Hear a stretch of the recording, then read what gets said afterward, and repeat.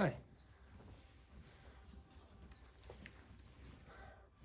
I just finished working a barn full of horses, and I'm kind of touch on what I do. I work with baby horses, horses that don't know how to learn, and I teach them how to learn, soft, quiet, and relaxed. And I work with a lot of troubled horses. Probably 2/3 of my barn full of horses has been through one or two trainers, or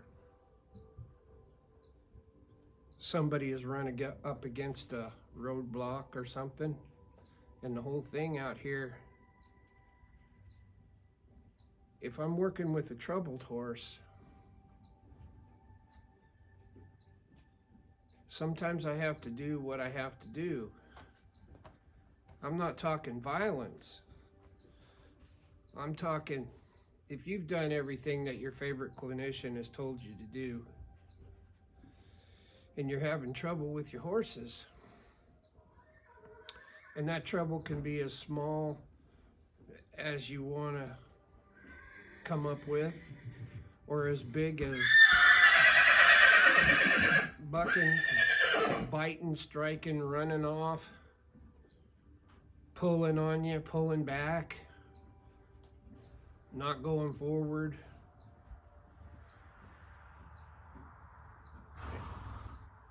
And I don't care what clinician that you follow or what trainer you follow. The whole definition of insanity is doing the same thing over and over again and expecting different results. I've been doing this for a really long time. I've seen a lot of different things. And most people that say they can fix a troubled horse either don't have the time or the ability. In order to remodel the kitchen on your house, you got to tear the old kitchen out. So if you bring me a horse that runs off and drags you with it, maybe so what you were doing isn't working, and maybe we should try something else. Horses are my life, and I would never do anything to a horse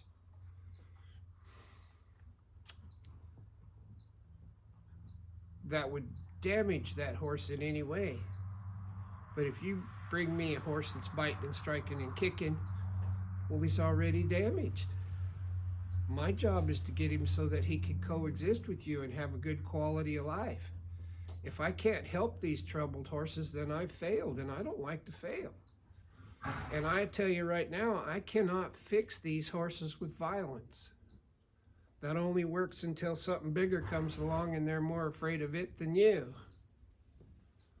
What I try to do is teach these horses how to think and how to control their emotions, how to follow a feel and read my intentions. And then I have to help the owners handle those horses that way. Because if you handle your horse a certain way and he goes gutty bags, and you send that horse to somebody else and they get him to where he's easy to get along with, and you take him home and handle him the same way you handled him that caused the trouble, I guarantee you the trouble will arise again. A lot of this is education of the owners.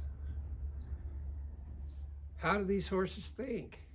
How do they feel about things? Sometimes the horses are so shut down that they won't even look at you.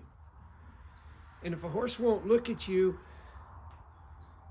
horses can only think of one thing at a time. So if your horse won't even look at you, he'd rather be somewhere else.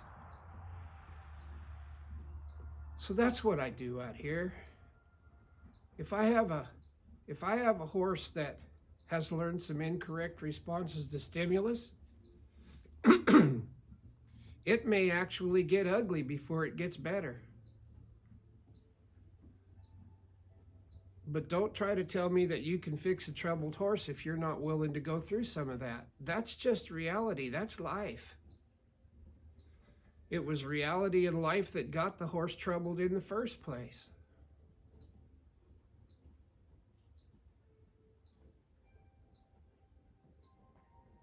I want these horses to be soft, quiet, and relaxed. I don't want them to be shut down.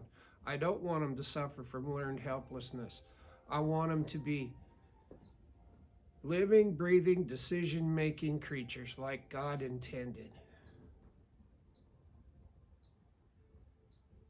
But if they've been punished for moving or punished for thinking, don't be surprised if they don't fall apart and possibly clean your clock.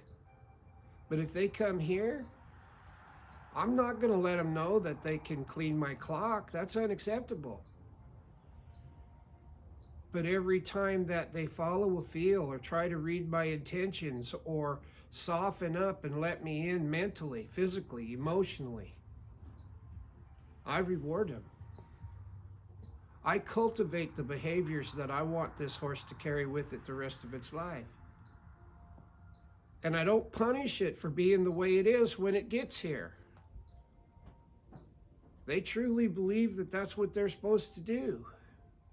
That's the nature of the horse. It isn't the horse's fault. It's lack of education, lack of kindergarten, if you will. If we can teach these horses how to think and how to learn, they'll go on to have a successful life and they'll live a long, long time. But I don't know very many people that would want a horse around that bites them, kicks them, strikes them, won't let them catch them, won't let them ride them. Very few people will keep those horses around. A lot of those horses end up on a trailer to Mexico or Canada. And that's what I'm trying to prevent. I've never based my self-worth on somebody else's opinion, but I have always based my self-worth on the horse's opinion. And if I can get those horses to look at me and let me in, we can learn to coexist. And if we can learn to coexist, that horse may go on to have a long, quality life. And that's all I care about.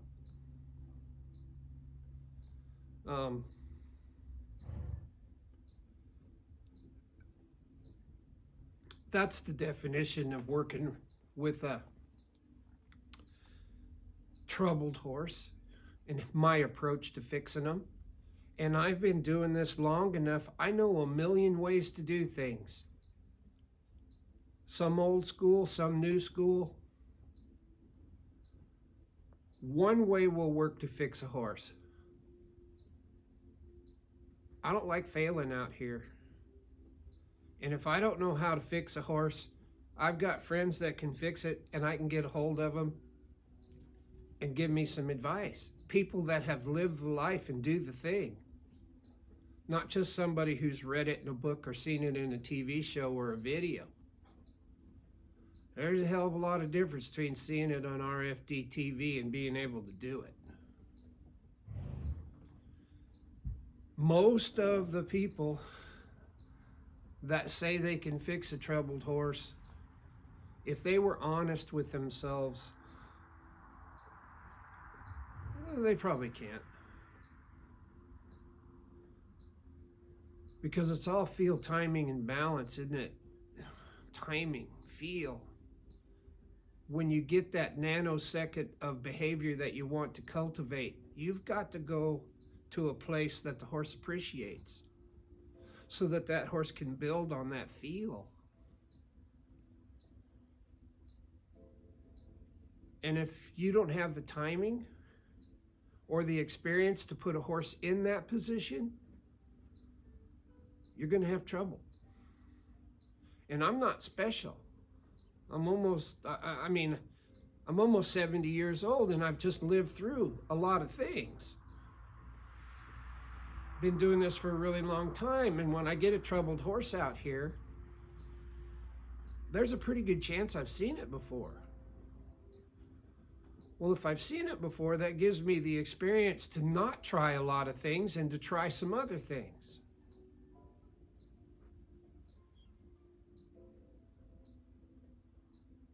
And a lot of times people will say, well, why did you do that? I didn't do that with my horse. Well, your horse wasn't troubled, and your horse was 6 months old, and the horse I did it with was 8 years old. I still don't go to violence.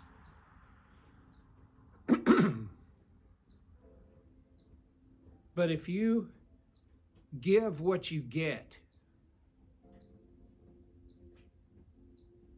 and a horse is trying to kill you, common sense would dictate that you could defend yourself. And a horse that's just learned a lot of bad responses could kill you and not want to kill you. They just kill you because they want to get away from you and not have you even make contact with them. Well, that horse is living in trouble. And I don't think any horse wants to live in trouble. If we could show that horse a good place to be, I am betting you they would start gravitating towards that good place, and then we'd both win. Working with horses is the only endeavor you'll participate in where everybody wins.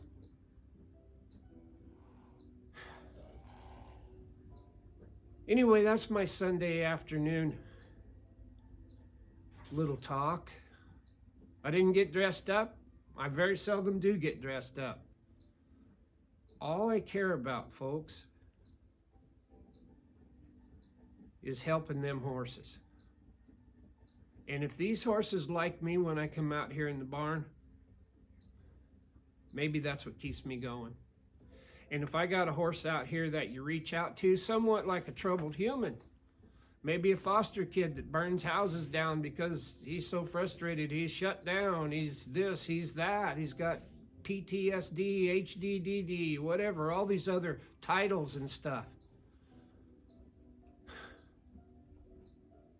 Maybe if you just reached out, showed him a different way to think, rewarded him for trying,